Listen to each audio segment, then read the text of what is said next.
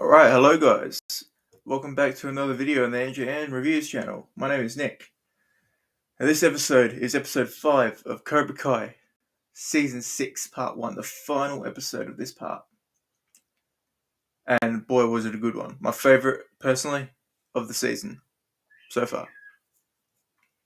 So I'm going to basically be just reviewing, breaking down, like a small breakdown of what happened, small review of what I thought, of what I was expecting, and then, what I predicted correctly. So, episode 5. This episode starts with Tori in the hospital, talking to her mum's doctors. She's saying that her mum's getting better, and Tori has done an excellent job as her primary carer and source of income and stuff like that. Which she has. Respectfully, she has. She has done a very good job. Kreese shows up.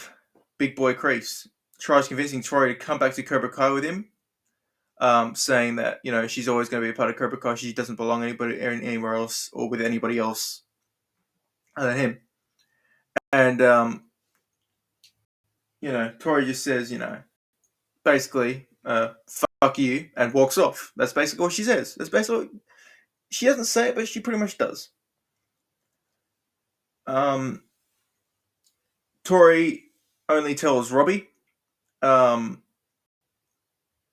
she asks him not to tell anybody else about it, just because she doesn't want people thinking that she's still with Cobra Kai or anything like that. And he, obviously says, yeah, of course not, I won't tell anybody else, whatever you need and stuff like that.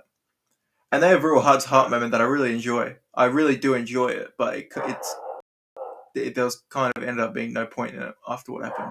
But no, I thought it was a really beautiful moment, to be honest with you. I thought we haven't seen much heart-to-hearts with Tori and Robbie, and I think that, in my opinion, they're the best couple in the show. And we haven't seen many heart-to-hearts with them, really, ever. And, not ever, we have seen a little bit, with them connecting and stuff on a deeper level of, them both being poor kids who've grown up without a parent or, just a rough life.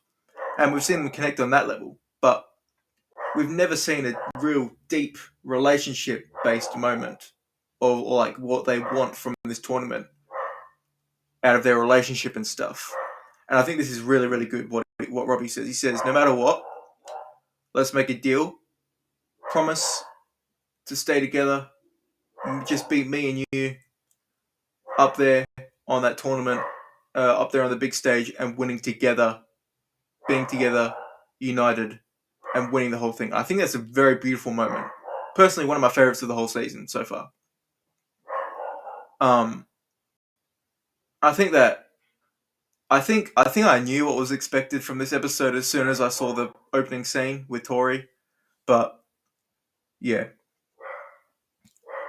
And then Johnny trains the main four who are running for the captain spot. So Tori, Robbie, Sam, Miguel again, them four. Now Johnny's training is a bit controversial to Daniel's side of things. Johnny is training them with a bit of Miyagi-Do, but then he's also training them with a bit of Venom, like the whole Screaming Eagle and everything like that. And then showing them movies and stuff is funny. I love it. I love it so much. After training, Miguel doesn't get accepted into Stanford, and Tori comes home and oh man, this scene is so heartbreaking. This scene is so sad. And Peyton List, I applaud you because you've done a brilliant job.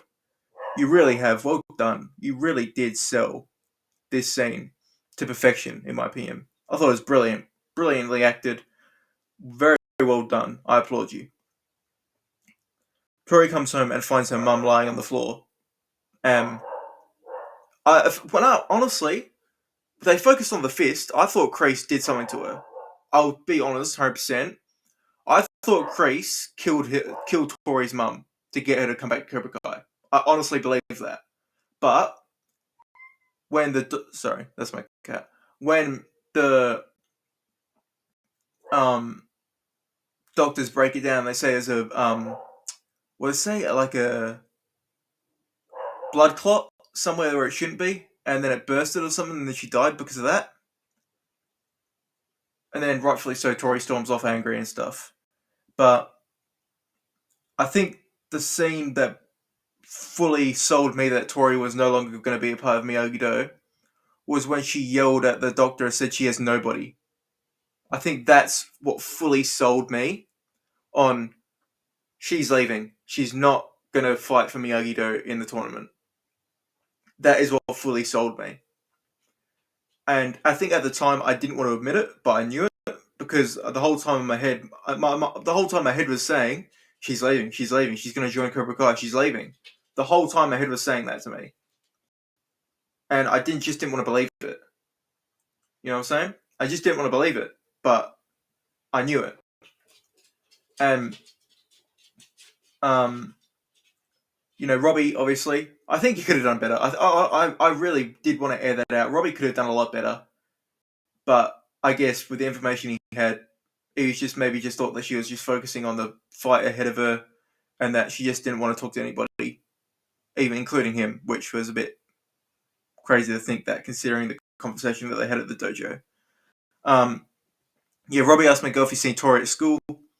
He says no, they're training at the park. Miguel then says to Sam we should do the same. Daniel leaves work to train Sam and Miguel for the fight and asks Johnny to a test drive, which he catches Daniel and tells him and yells at him for taking the students away for a lesson without him. They have a little falling out. We see Robbie continue to train. Words echo second place. And I think that was when I also knew that Robbie was going to win. That's when I knew Robbie was going to win. Because I really like how they showed that as well. Because it actually does show us Robbie being bothered by losing 2 tournaments in a row. Because we haven't seen him be bothered by it. He's just taken it on the chin and moved on. We haven't seen it. But now that it's the biggest stage in the world, we actually see how it has affected him. And I really do like that. I applaud the directors and writers for that. Because that also gave me the inkling that, okay, Robbie's going to win. And we see, it's good to know his inner demons and, what he's fighting inside and stuff. And I think, honestly, what Miguel said here, Robbie took it the wrong way, obviously, but I don't know if Miguel had the right to say that, Like, he just said, and don't come at me in the comments and say, like, oh, but Robbie pushed him over the ledge of the cliff, he can say whatever he wants. Cliff, fucking balcony. Sorry. But, mate, get over it, they have. Get over it, they have. You know what I'm saying? Like, it was kind of a cheap shot, I felt like. I don't think it was intended to be, but it kind of was a cheap shot. It wasn't intended to be a cheap shot, but it was a cheap shot. Him saying that, I just really need this. And then Robbie saying, I don't. You know what I'm saying? Like, I feel like Robbie fought for something. Miguel was kind of just like, oh, I need to get this. I need this to get into Stanford and stuff. But I think Robbie's reasonings were better, to be honest. Because he fought with spirit, I felt like. Robbie, I felt like he was a lot better of the fight. He showed up on the day and was a lot better of a fighter. Sorry, I'm rambling on. Getting ahead of myself. Robbie walks away angrily. He calls Tori, which she declines, and we see a flashback of Tori. And this, the whole entire episode broke me. I was saying, shit, Tori, why are they doing this to you again? It's like, I got angry. I literally still am angry. Now, obviously, we see the next day, we see the captain's fight. Tori hasn't shown, and I don't think many people have seen this, but Robbie's clearly unbalanced. Alright? You can see it clearly, clear as day. Robbie's unbalanced for the first 2 rounds, where Miguel wins, gets the first 2 points. Robbie's completely unbalanced. He's unfocused. His mind is elsewhere. You can see how after he loses a point, he looks out to the crowd and sees, and just trying to see Tori. Alright? He's trying to see Tori. He's worried about Tori, and that is making him unbalanced. The same like he was unbalanced in the first fight against Miguel, where he lost in the tournament, shoulder. Second fight, he was unbalanced because of Kenny. And in this fight, he didn't have Tori, and he was unbalanced because of that. But After the first 2 points are landed, Tori walks into the dojo. Robbie gains his balance, his focus, and he gets the next 3 points, which wins him the captaincy. And I applaud the writers for that because, in my opinion, Robbie deserves it more. He deserves it more. I've always said, Robbie has the potential to be the best out of all the kids, and I still believe that. And I think he's finally going to live up to his potential this season. And who knows? Let's hope he wins on Sakataka, eh? Because he's can be the only one fighting, and people still haven't noticed that he's the only one fighting. Like in the 1v1 tournament at the end, if they get enough points, he is the only one fighting. People don't clock that. But yeah, Robbie sees Tori, kicks him into the gear, gets an extra 3 points to secure the victory in the captain's headband. Tori then fights Sam, and this fight, oh man, so emotional. Tori is fighting out of anger for her mum, which people do notice. By the way, people do notice it. Amanda gets a call, tells Daniel then to stop the fight. Tori's angry, yells her mum is dead. Johnny wants to let the fight continue because he understands where Tori's coming from, wanting to continue a fight. She says she's done with Miyagi-Do after many people try to help her. Robbie tries to help her. She says she's done, and she leaves. Daniel and Johnny have a falling out, finally, for the last time. And Robbie's given their captain's headband, so is Sam. And then we see that the Sakataki headband is found in Miyagi's drawer, or his cabinet, which means that he's fought in it at some point.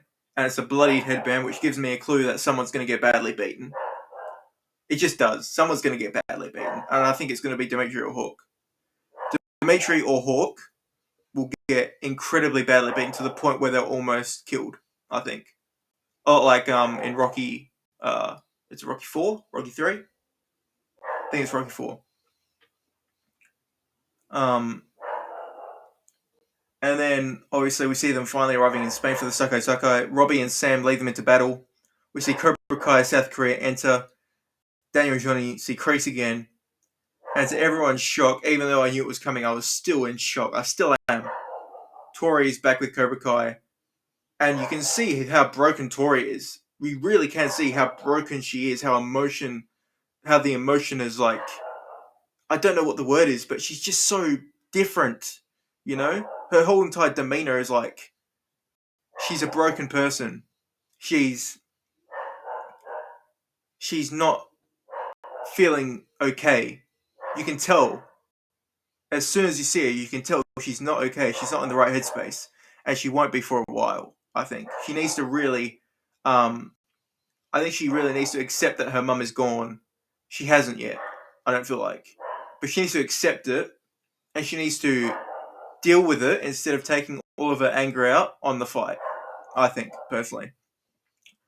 So, Robbie has a broken heart when he sees her, and understandably. And part one ends with Kreese saying, "Let the games begin," and just doing that classic, iconic chuckle that he does. So good. That's the end of the season. Or that's the end of part one. And I thought it was good. I thought it was very, very good. Perfect way to start off the final season, I felt. But they're also not leaving much room to close stories. They're not leaving much room to end a character's journey. But I'm hoping we'll see that at some point. I'm hoping we'll see the end of a few characters' journeys in part 3.